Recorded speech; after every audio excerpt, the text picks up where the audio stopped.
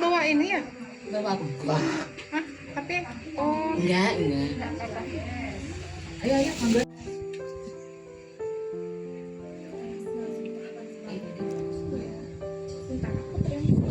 Kau usah bendong. Your name and sign, please. Your son name. It's my name. Di sekolah semalam. Oh iya. Kemudian jangan bertanya ini bapaknya siapa. Sekolah semalam. Oke. Iya.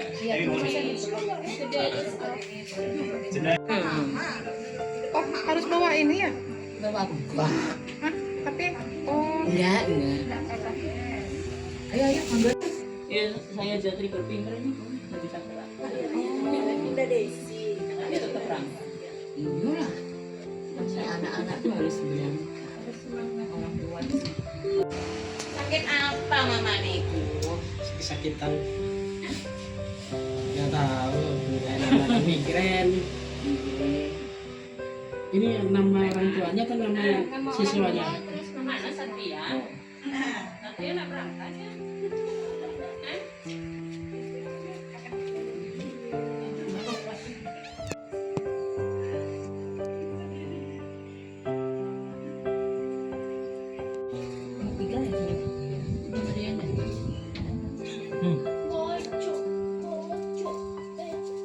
Ya main deh.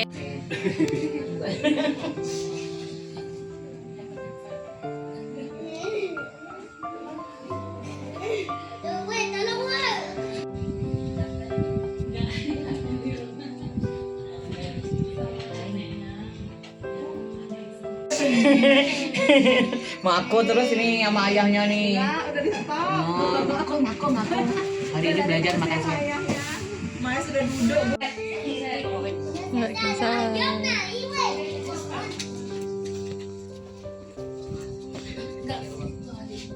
Putri minum dulu. Iya sih. Salaman dulu dong. Oh ini gimana dong? Kopi apa teh gitu. Langsung aja lah. Kita Dr. Dini Kusmawati yang kami hormati Bunda Isana Pribadi dan tak lupa juga yang kami hormati ayah Bunda yang sudah meluangkan waktu hadir di pagi ini. Puji syukur kehadiran Tuhan Yang Maha Esa karena rahmat dan karunia-Nya kita dapat berkumpul pada hari ini dalam acara parenting edukasi yang bertema salam sejahtera untuk kita semua. Saya berjumpa di sini tidak ada yang kebetulan di dunia ini, jadi kita dipertemukan oleh Tuhan Yang Maha Esa dalam kondisi yang sehat, insya Allah kemudian di sini hadir raga dan jiwa-jiwa kita agar bagaimana kita bisa memberikan yang terbaik kepada anak-anak kita. Saya memberi apresiasi kepada Bapak Ibu yang mungkin di tengah ketidaknyamanan, di tengah burnout di dalam slide saya. Tema besarnya nutrisi, tapi kalau nutrisi aja tanpa stimulasi kan tidak menyenangkan ya. Masih dikasih makan yang begitu tapi kita tidak memberikan stimulasi. Jadi saya memberikan topiknya dua, stimulasi dan juga nutrisi. Berkenan nih? Oke, baiklah. Tak kenal maka tak sayang ini saya. Jadi saya masih dokter umum di UNUD dulu dan saat ini saya mengambil spesialisasi di kedokteran jiwa yang insya Allah nanti di Februari 2026 saya menjadi psikiater kalau tidak ada arah melainkan. Mohon doanya nih Bapak Ibu. Jadi saya memang PNS di RSJ Provinsi Bali di Bangli ya. Jadi di situ juga ada poliklinik jiwa untuk anak dan remaja. Jadi anak-anak dengan berkebutuhan khusus sering ada di sana. Jadi tidak semua memang membutuhkan terapi. Nah, kalau bertanya apa obatnya yang sering ditanyakan, nah, kalau dikasih obat nanti ketergantungan, ya bang enggak? Ya, makanya pada takut kan? Ya, ke dokter jiwanya pada takut gitu kan? Tidak stimulasi. Jadi orang-anak dengan autistik, IQ-nya, kepintarannya itu tidak karena memang komunikasinya yang tidak bagus, dia tidak bisa menjawab apa yang informasi yang diberikan sehingga perlu untuk menstimulasi dan lebih mencapai. harus diomongkan seperti kita nginiin orang biasa mau makan sambil mungkin artikulasinya agak dia mau makan atau misalnya main gitu.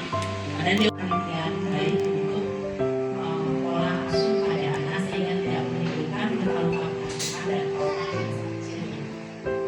karena trauma di masa kecil akan menyebabkan gangguan jiwa di masa dewasanya.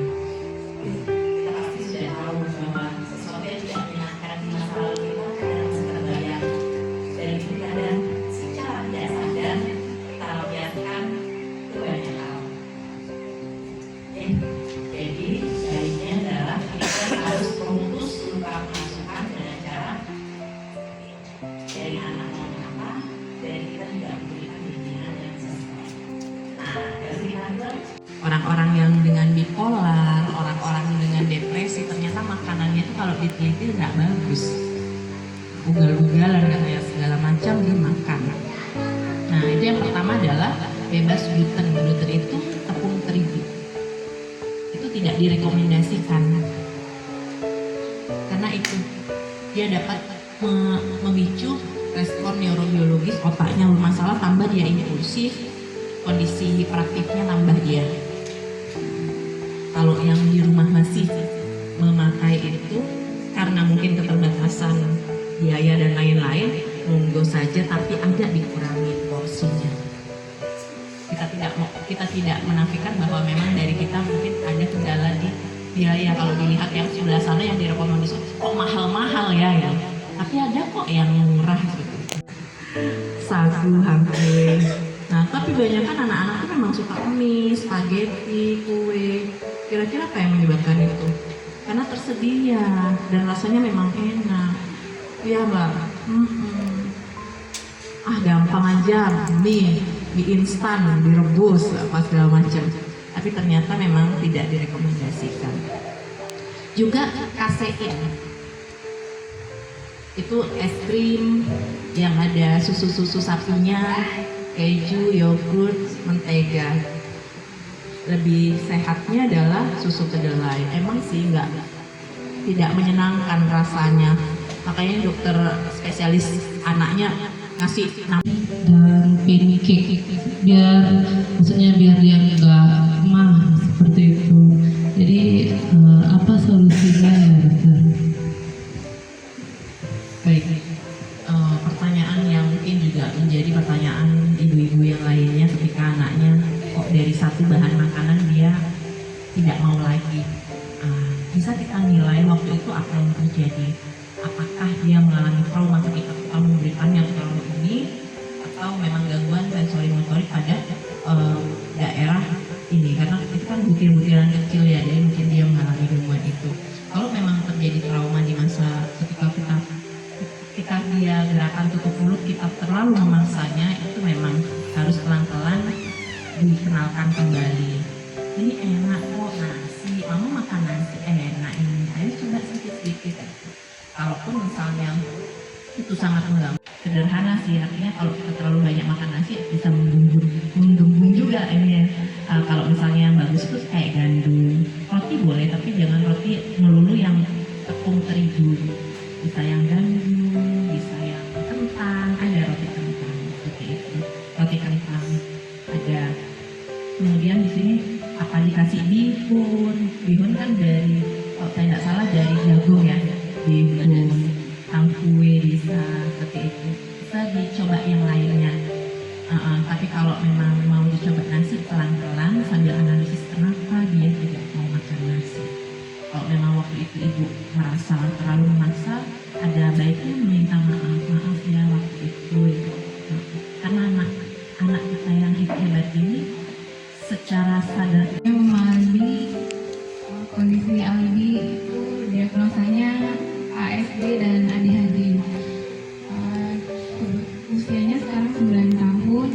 Itu dokter alergi. Jadi kita ya, makanan-makanan tertentu seperti kayak umbi-umbian gitu.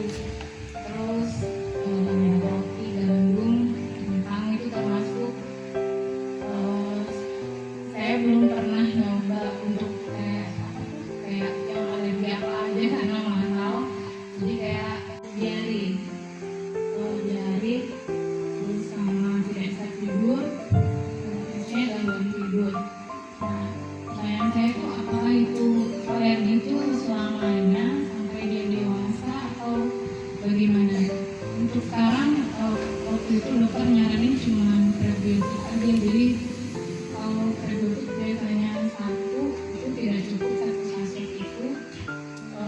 dia diare.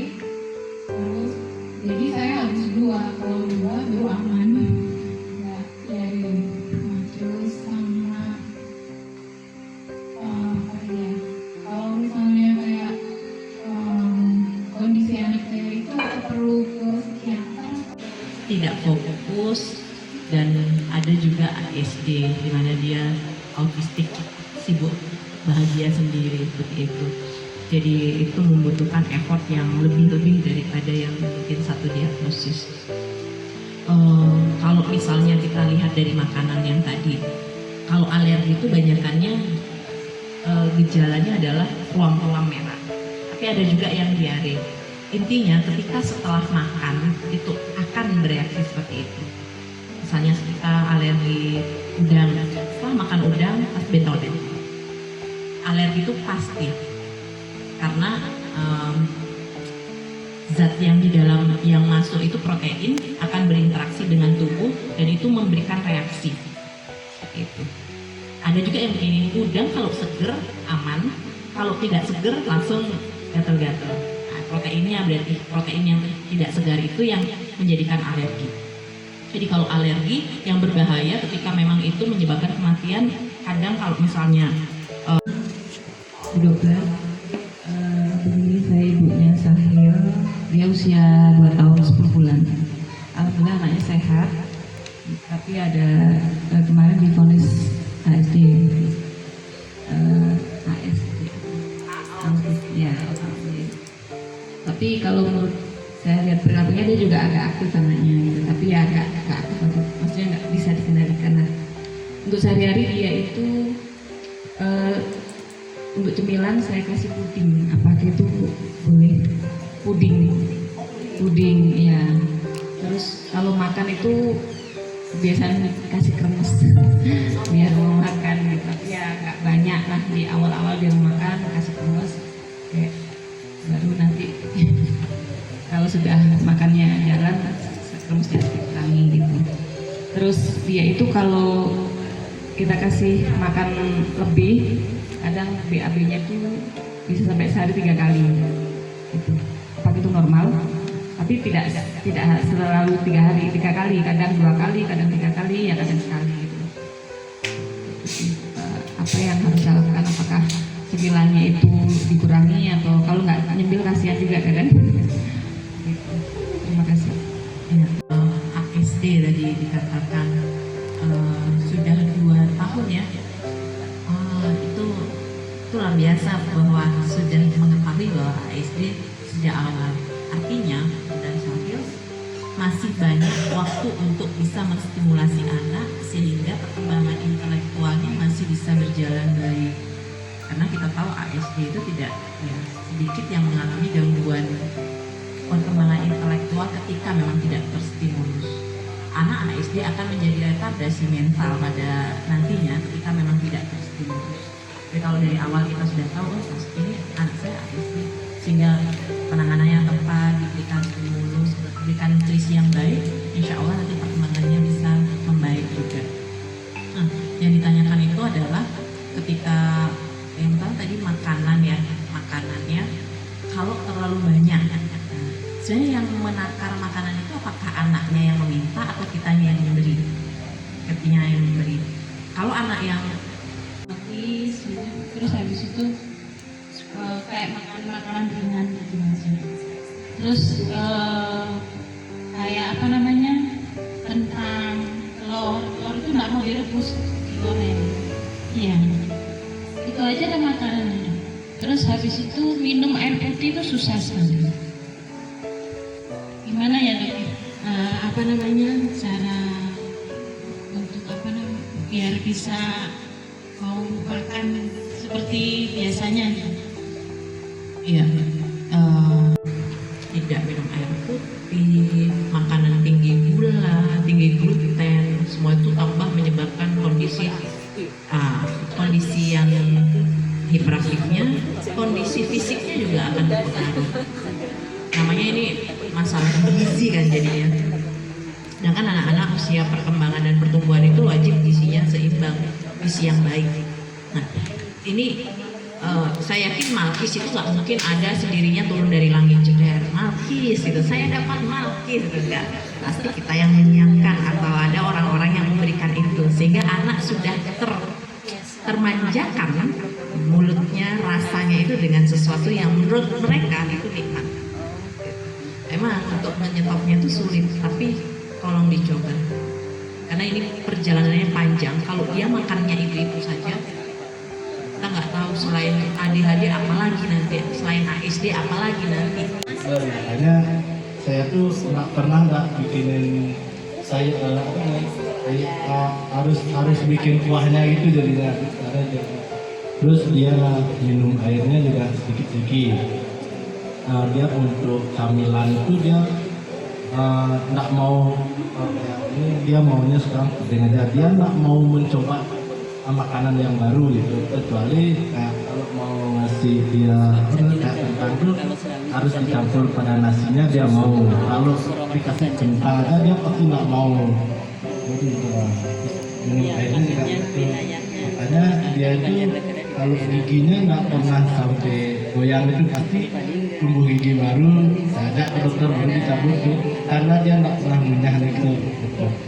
Mungkin atau itu khusus dia mau ngunyah itu. Iya, jadi anak tidak mengunyah itu biasanya gangguannya di otot-otot di sekitar mulut. Nah, otot itu yang agak tidak teraktivasi, artinya tidak terstimulus juga. Nah, biasanya masalahnya bukan cuma pada makan aja, tapi cara dia berbicara, artikulasinya tidak jelas. Sudah bisa bicara sedikit-sedikit. Nah, itu juga ketika ini tidak benar, kalau kita kan ngunyah itu juga ya, otot-otot itu kan juga artikulasi. Jadi itu memang kalau Bapak bisa menstimulasi sendiri boleh, misalnya dia ingin ngunyah. Tapi kalau tidak, karena ini akan berpengaruh kepada setelahnya ya. Tapi dia bisa ngunyah tapi tidak optimal gitu ya. Terus ditelan-telan aja. Oh, itu gangguan, bisa mengalami gangguan pencernaan kalau misalnya tidak digerus dulu. Artinya Nah, dia secara perkembangan sih normal. Nah, kalau untuk makanan emang agak susah ya. Terus Arka tuh makannya banyak banget, agak gemuk. Nah, untuk sayur dia nih cenderung dia suka makan yang pedas. Jadi kalau sayur kangkung, sayur labu, apa aja sebenarnya dia mau sih, cuman pedas. Itu nggak apa-apa ya, dokter. Kalau dia makannya pedas, ya saya sih kayak, dan dia tuh kayak harus selalu fresh gitu loh, jadi kayak restoran. Jadi dia mau makan baru saya bikinin, baru mau kalau makannya harus udah dibikin. Misalnya dari pagi bikin, terus sekarang ngambil lagi tuh kayak dia nggak mau, udah nggak enak gitu. Dia bilang makanya kalau di sekolah tuh saya berikan gampang-gampang aja sih biar di sekolah mau makan. Cuma di rumah sih sayur mau, cuman nah itu harus baru, terus harus agak pedas-pedas dikit. Ya so far masalah pencernaan nggak ada sih, misalnya kayak BAB-nya masih oke aja ya. Jadi ya akan mengalami kondisi ini terkait dengan anatomi di otak ya. Jadi di situ terjadi gangguan apa yang sekarang perkembangan, enggak yang secara perkembangannya apa?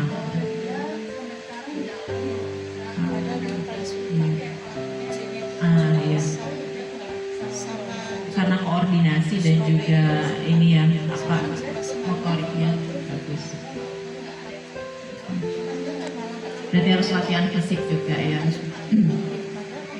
Kalau secara berat badan aman. Oke. Ya dia kelebihannya karena makan.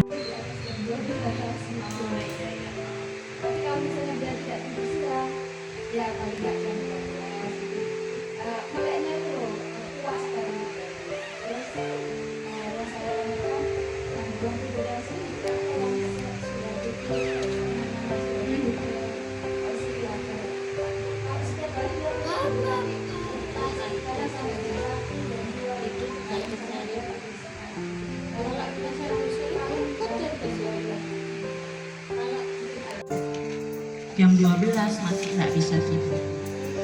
Itu namanya insomnia atau gangguan tidur. Ingin tidur tapi nggak bisa tidur. Insomnia itu ada banyak jenisnya. Yang pertama yang tadi saya katakan itu, pengen tidur tapi sulit untuk memulai tidur, namanya insomnia yang awal atau early insomnia. Ada orang yang sudah bisa tidur, tidak ada masalah dalam memulai tidur, tapi kebangun dan tidak bisa tidur lagi. Itu namanya late insomnia.